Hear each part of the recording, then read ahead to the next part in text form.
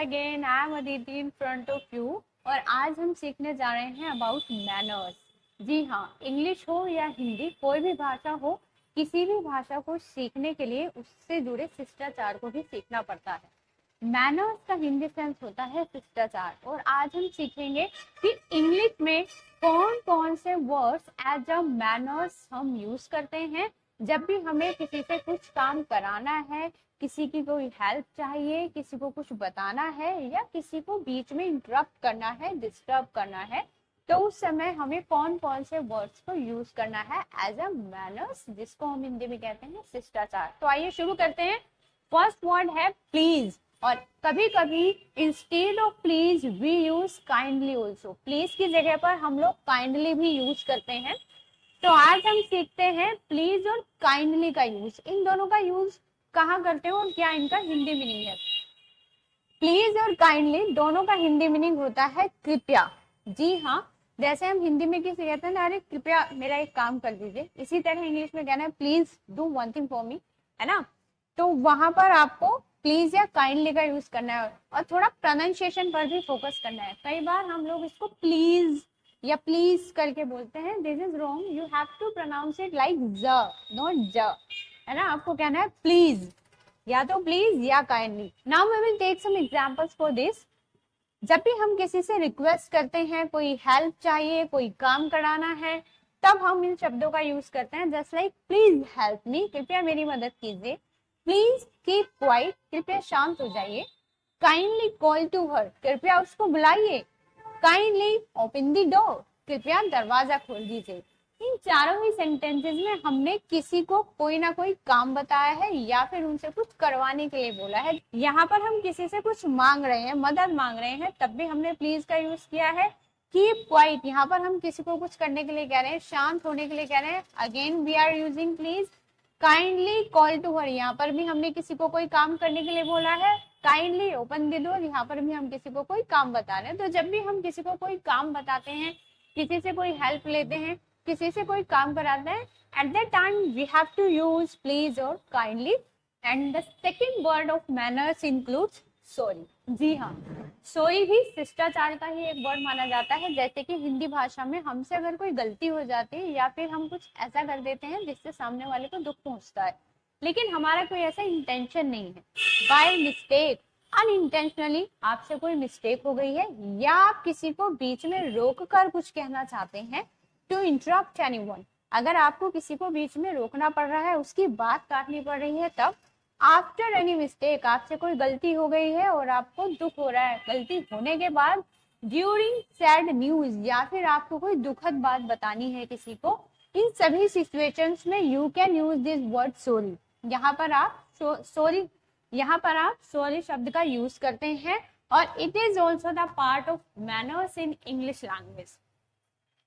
अब देख लेते हैं कुछ एग्जाम्पल्स कि इसको सेंटेंसेस में यूज कैसे करना है। For example, first one is sorry to interrupt you. जैसे कि मैंने आपको बताया, अगर हमें किसी की बात बीच में काट कर अपनी कोई बात कहनी पड़ रही है, then we will say sorry to interrupt you, आपकी बात काटने पर क्षमा चाहूंगा, आपको बीच में रोकने पर क्षमा चाहूंगा। सेम सेंटेंस आप यूज कर सकते हैं इसी सिचुएशन के लिए, sorry to intervene, sorry to intervene.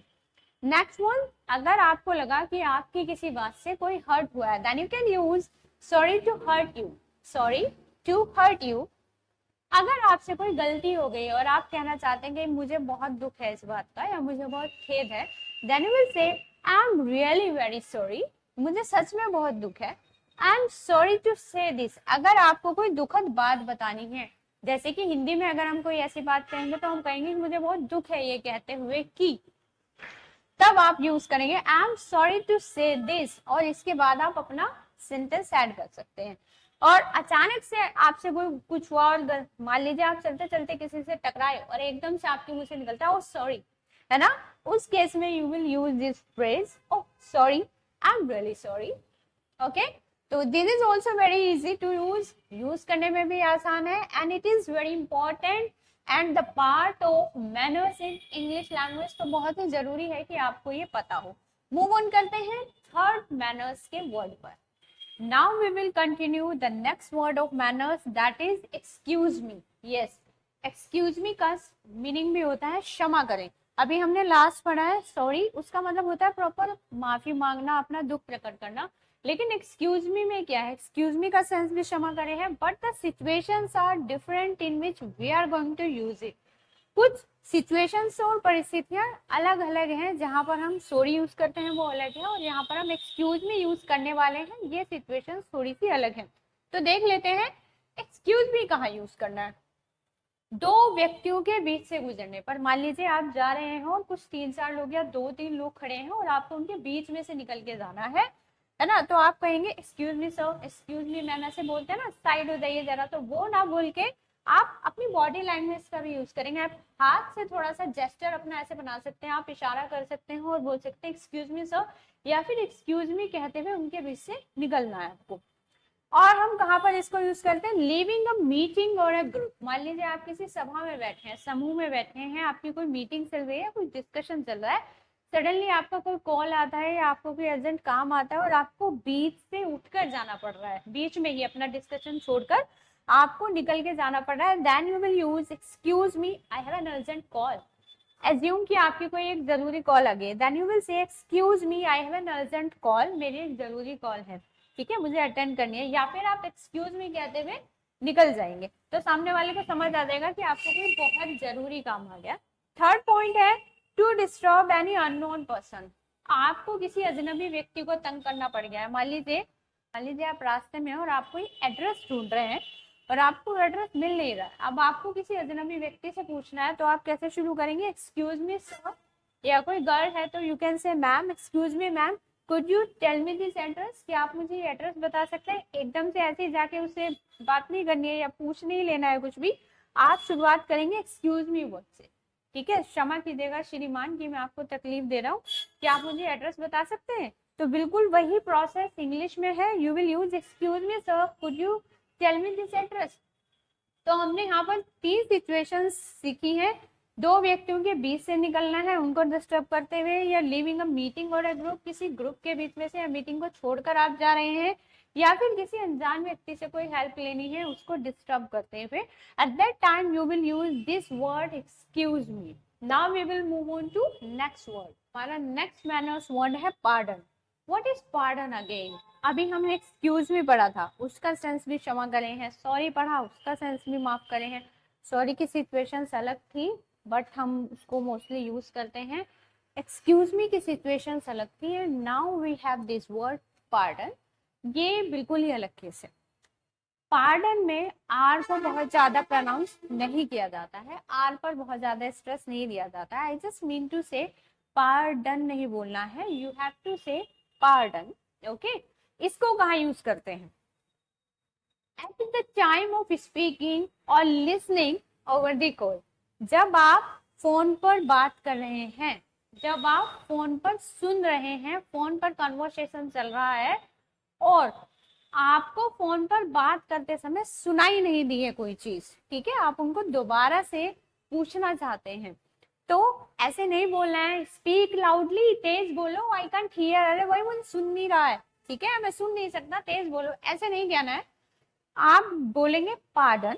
जैसे आप पार्डन बोलेंगे तो सामने वाले को समझ आएगा कि आपको आवाज नहीं पहुंच रही है, या फिर आप बोलेंगे आई बेग योर पार्डन, ठीक है, तब भी उनको समझ आएगा कि आप प्रॉपर सुन नहीं पा रहे।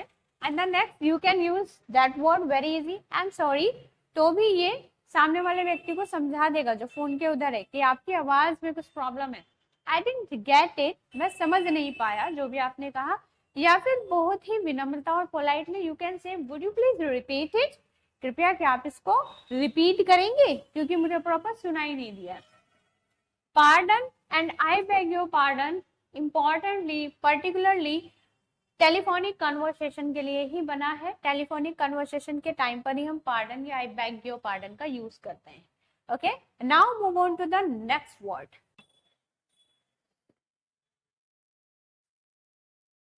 Our next manners word is after you. Don't go at the translation meaning. Okay? After you, तुम्हारे बाद, यानी कि पहले आप कीजिए उसके बाद मैं ये काम करूंगा। Where we can use it. हम इसको यूज कहाँ कर सकते हैं? ऑफरिंग एनी ओल्ड पर्सन, जब आप किसी वृद्ध व्यक्ति को पहले कुछ करने का मौका दे रहे हैं या सीट दे रहे हैं बैठने के लिए।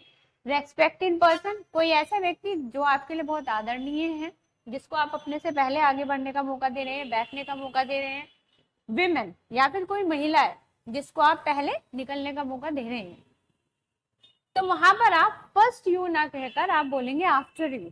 ओके, मान लीजिए मैं किसी वृद्ध व्यक्ति को रास्ता दे रही हूँ कि पहले आप निकलिए, मैं फिर निकल जाऊंगी, तो मैं बोलूंगी आफ्टर यू सर या आफ्टर यू प्लीज। ओके, इस तरीके से आप ऑफर करेंगे उनको।